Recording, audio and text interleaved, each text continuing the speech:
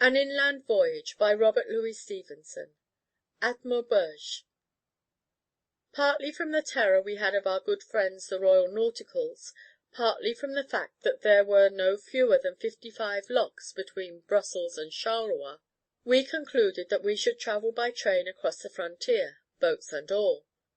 55 locks in a day's journey was pretty well tantamount to trudging the whole distance on foot, with the canoes upon our shoulders, an object of astonishment to the trees on the canal side, and of honest derision to all right-thinking children. To pass the frontier, even in a train, is a difficult matter for the Arethusa. He is somehow or other a marked man for the official eye. Wherever he journeys, there are the officers gathered together. Treaties are solemnly signed, foreign ministers, ambassadors, and consuls sit throned in state from China to Peru, and the Union Jack flutters on all the winds of heaven. Under these safeguards, portly clergymen, schoolmistresses, gentlemen in grey tweed suits, and all the ruck and rabble of British touristry pour unhindered, Murray in hand, over the railways of the continent, and yet the slim person of the Arethusa is taken in the meshes, while these great fish go on their way rejoicing. If he travels without a passport, he is cast, without any figure about the matter, into noisome dungeons. If his papers are in order, he is suffered to go on his way indeed, but not until he has been humiliated by a general incredulity. He is a born British subject, yet he has never succeeded in persuading a single official of his nationality. He flatters himself he is indifferent honest, yet he is rarely taken for anything better than a spy, and there is no absurd and disreputable means of livelihood but has been attributed to him in some heat of official or popular distrust. For the life of me, I cannot understand it. I too have been knolled to church, and sat at good men's feasts, but I bear no mark of it. I am as strange as a Jack Indian to their official spectacles. I might come from any part of the globe, it seems, except from where I do. My ancestors have laboured in vain, and the glorious Constitution cannot protect me in my walks abroad. It is a great thing, believe me, to present a good normal type of the nation you belong to. Nobody else was asked for his papers on the way to Maubeuge, but I was, and although I clung to my rights, I had to choose at last between accepting the humiliation and being left behind by the train. I was sorry to give way, but I wanted to get to Maubeuge.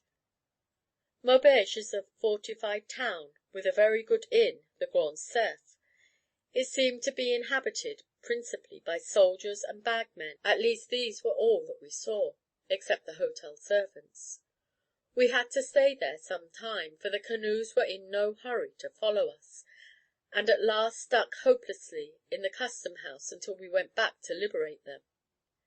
But there was nothing to do, nothing to see. We had good meals, which was a great matter, but that was all.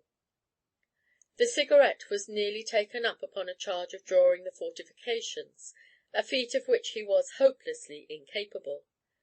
And besides, as I suppose each belligerent nation has a plan of the other's fortified places already, these precautions are of the nature of shutting the stable door after the steed is away. But I have no doubt they help to keep up a good spirit at home. It is a great thing if you can persuade people that they are somehow or other partakers in a mystery. It makes them feel bigger. Even the Freemasons, who have been shown up to satiety, preserve a kind of pride, and not a grocer among them, however honest, harmless, and empty-headed he may feel himself to be at bottom, but comes home from one of their coenacula with a portentous significance for himself. It is an odd thing how happily two people, if there are two, can live in a place where they have no acquaintance. I think the spectacle of a whole life in which you have no part paralyzes personal desire. You are content to become a mere spectator. The baker stands at his door, the colonel with his 3 medals goes by to the café at night, the troops drum and trumpet and man the ramparts, as bold as so many lions. It would task language to say how placidly you behold all this.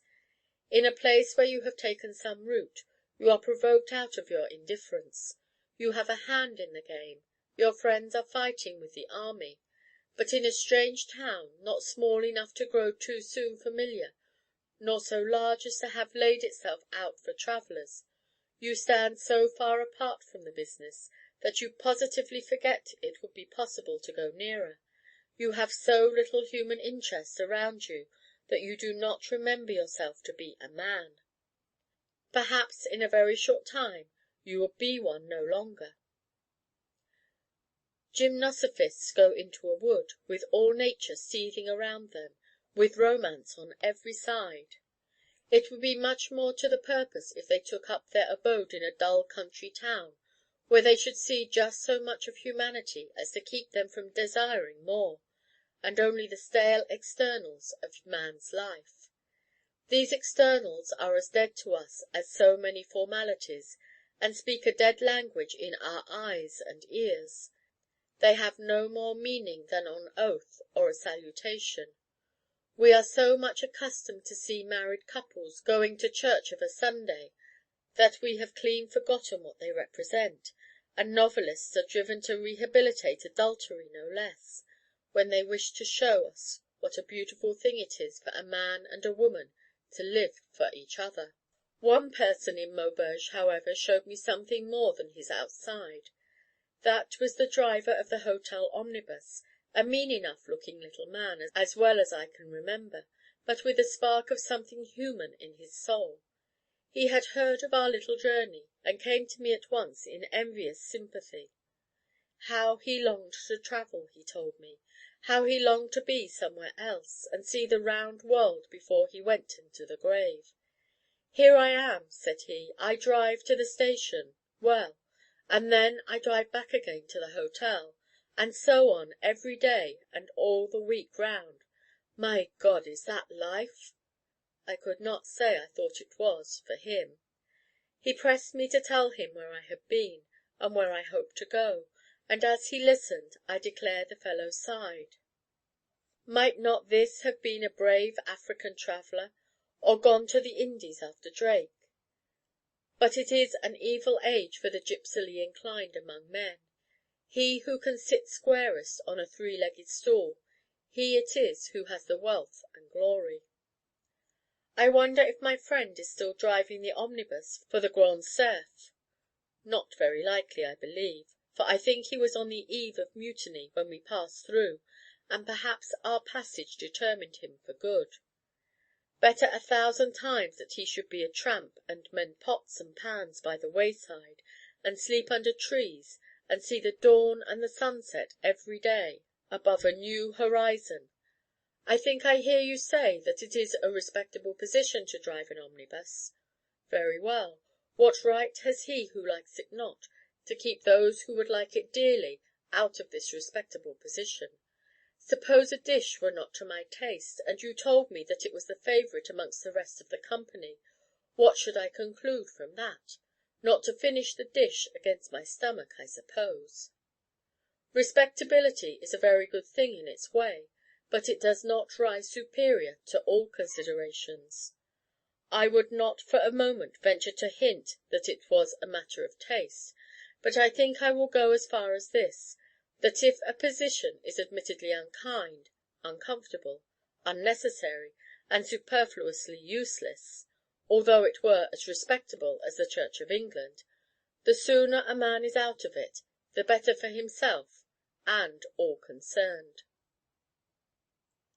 End of section 4.